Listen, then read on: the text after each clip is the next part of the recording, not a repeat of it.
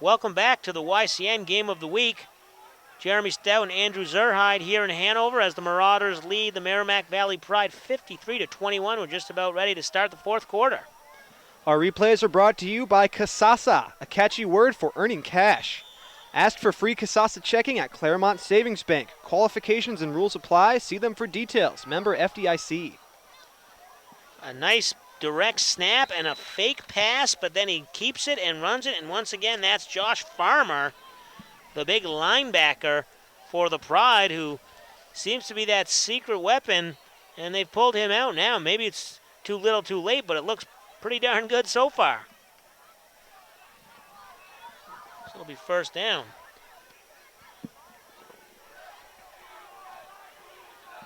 First and goal, from the 5. Farmer in the shotgun again. He'll take the direct snap, but there's going to be a flag on the play. The YCN Game of the Week and Saturday YCN Live College Game Day is brought to you by H.R. Clough, the home energy specialist, and La Valley Building Supply. Thank them for making this coverage possible. So a false start there on the Pride, one of their few mistakes in this second half, and this has been quite a different second half, quite a different half than the first half, where they were making mistakes, they were confused, and they really couldn't do anything. Now they've got Josh Farmer in the backfield taking the snaps, and they maybe have found a Hanover weakness.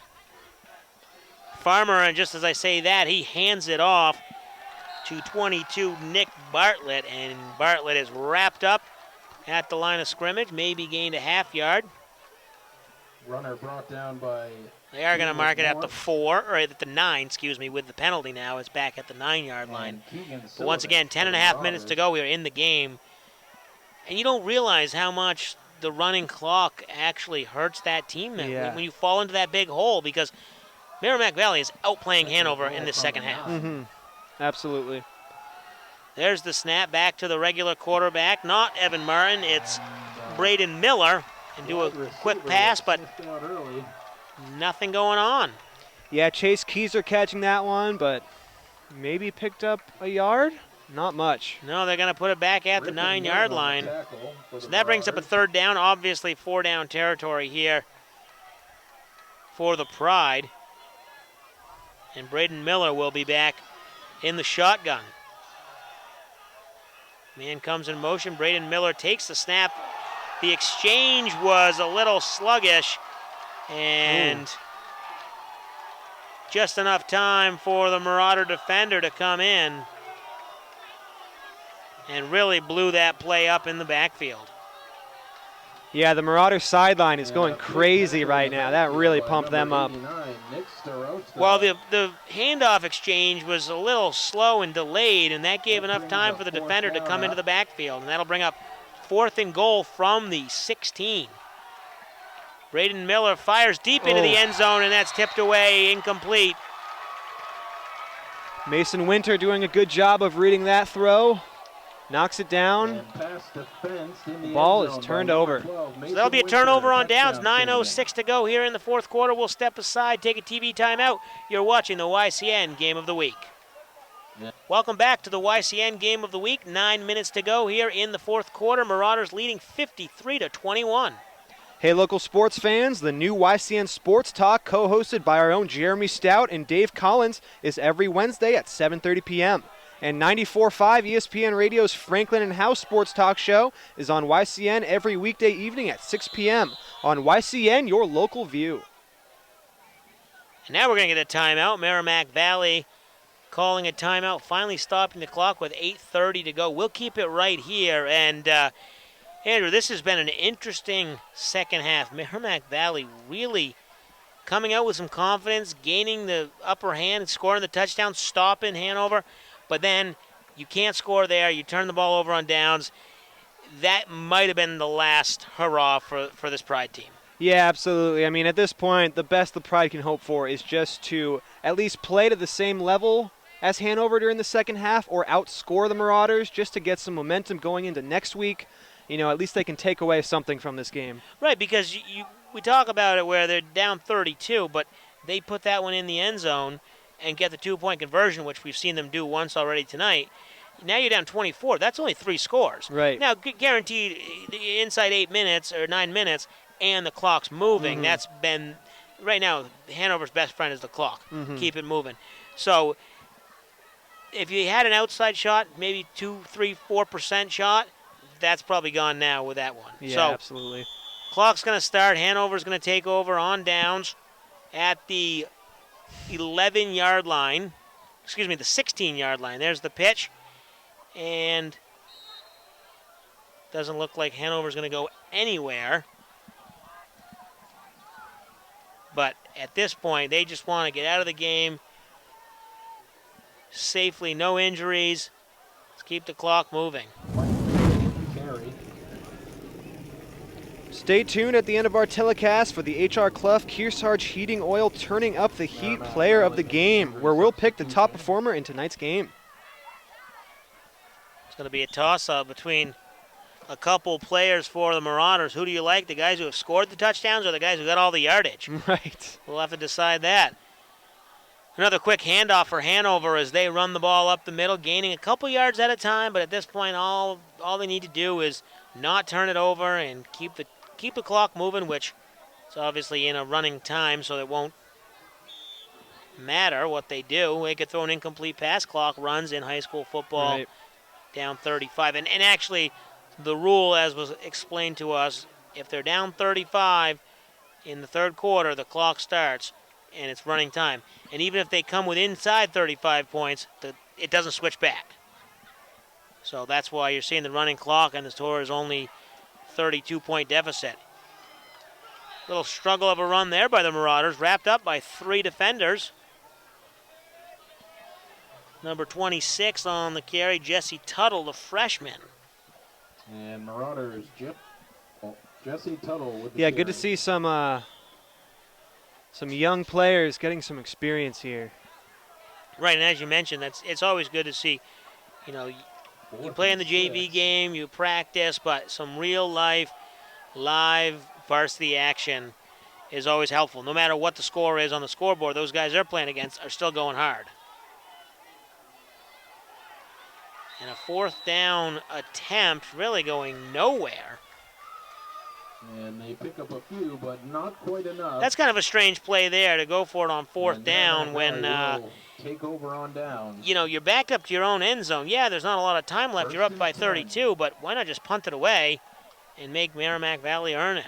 So. Right, yeah. I mean, I guess, the Hanover coaching staff, they're thinking, get these young kids in the game, get them in a 4th down experience. Right. And I guess sometimes in 4th down, if you do go into a punt, actually more damage could happen. You get it blocked or you fumble the snap, and then they pick it up and put it in the end zone right away. Right. At least now you're making Merrimack Valley earn it. Mm-hmm. A couple late substitutions here, and that's killing Merrimack Valley as the clock continues to move. We're inside 5.5 minutes, down 53-21. They've had some success in the second half. See if they can keep it going here. Nice little handoff and a quick run to the outside. Gaining 10 yards for the 1st down, it looks like, by Cam Tillman. Brought down near 1st down. Yeah, we've seen the Pride have a lot of very effective running plays tonight. It's just at times they've gone away from that. And that seems to be the biggest problem tonight. They've gone away from it. Yeah, give credit to Hanover. They've rushed the passer. They've intercepted a couple nice passes, but there's no reason that Merrimack Valley should have gone away from the run as much as they did in the early going, and that's what put them in the hole. Direct snap, quarterback keeper, and he's going to go around the corner. He's going to score all the way in for the touchdown. Yeah, freshman Chase Keyser right there, 14, making a a good run for the score. And that's a 10-yard touchdown scamper.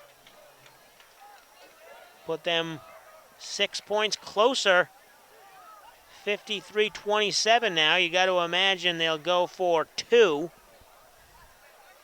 Cut the deficit to 24. It's really, right now, if they get the 2-point conversion here, it cuts it to 24. That's 3 more touchdowns and 2-point conversions. Not an easy task, but at least it's doable. And the handoff right up the middle, 2-point conversion is good.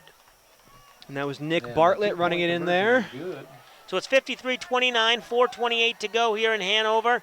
Marauders will get the kickoff. When we come back, we'll take a TV timeout. You're watching the YCN Game of the Week. Welcome back to the YCN Game of the Week, where the Merrimack Valley Pride have just scored another touchdown in the second half to cut the deficit to 24. They trail 53-29, 4:28 to go, kicking away here.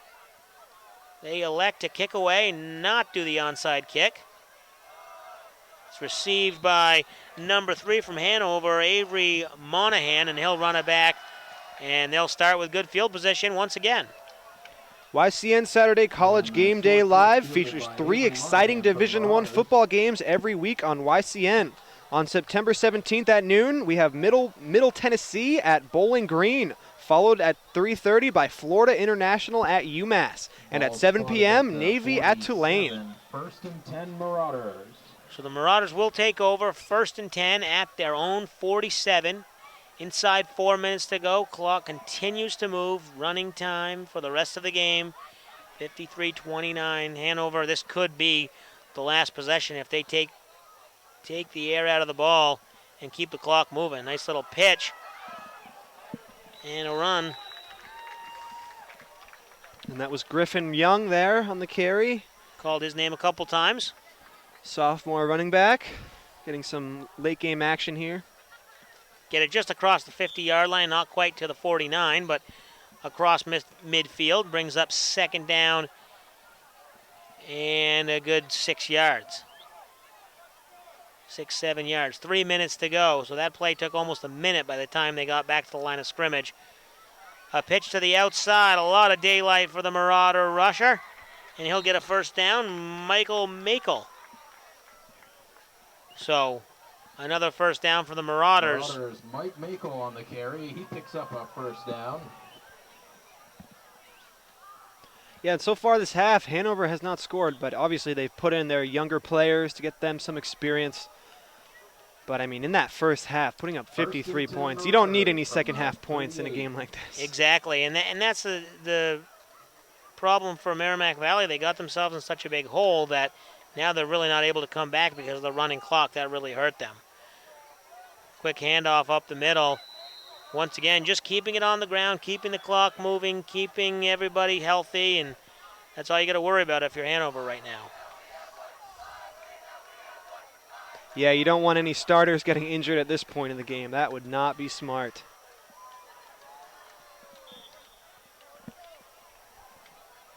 So Hanover taking their time in the huddle, and they are just trying to figure out which guy's going to get the ball and who's going to block for him. Really, that's all you got to do. Just take the snap, hand it off, and keep moving forward. And the fumbled snap, just like that, when we're talking about how easy it is, all they have to do is snap the ball. They fumble the snap. Luckily jumped on by the QB, I believe it was, and they'll keep the ball. So we have to do their player of the game now. I don't know who you think for the player of the game. Maybe the quarterback, Connor Stafford. I mean, he did have the 4 touchdowns in the first half. Yeah, Stafford was responsible for a lot of the scores, but Reed Winter really did a lot of the work, a lot of the heavy lifting tonight. I don't know how many total yards he had, but he was really their horse. While Stafford was, I mean, he did a really good job of orchestrating the offense. But what did he had 4? He had 4 quarterback sneak touchdowns. Yes, and there's Griffin Young, as you just saw there, making his presence known in a nice little run, and that's probably going to do it. So why don't we split the award? So we'll give it to, we can't decide up here, very indecisive. So we're going to say Reed Winter, the senior running back, and Connor Stafford, the senior QB. They'll split the award, and that's brought to you by the Kearsarge Heating Oil and H.R. Clough.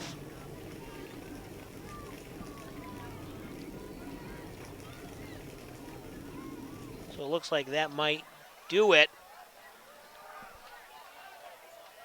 And the final seconds of the quarter. Inside 10 seconds, and that looks like it's going to do it for the game here in Hanover. The final score is going to be Hanover 53, Merrimack Valley 29.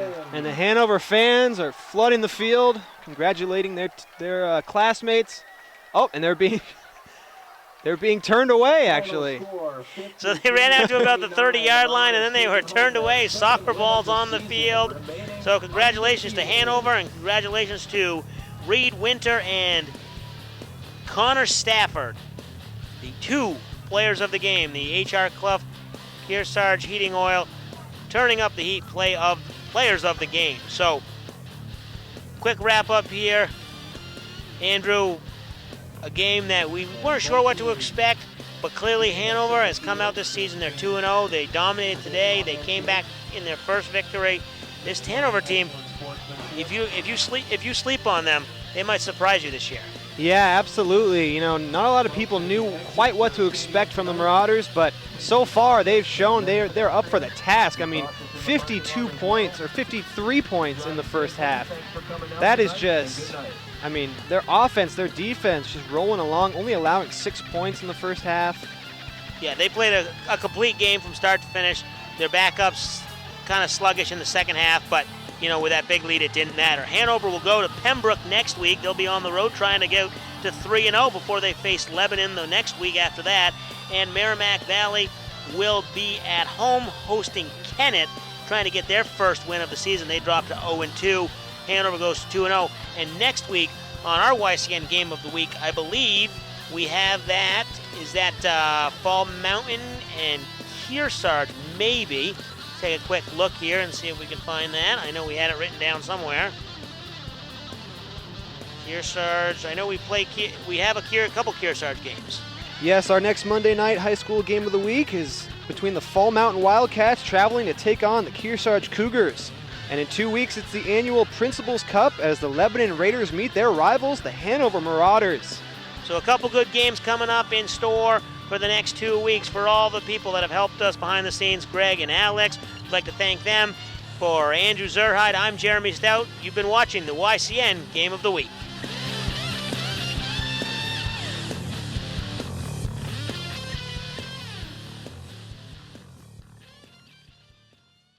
Game of the Week is brought to you by La Valley Building Supplies, H.R. Clough, the Home Energy Specialist, Kearsarge Heating Oils, and Kasasa. Free checking that pays. Ask for Kasasa checking at Claremont Savings Bank.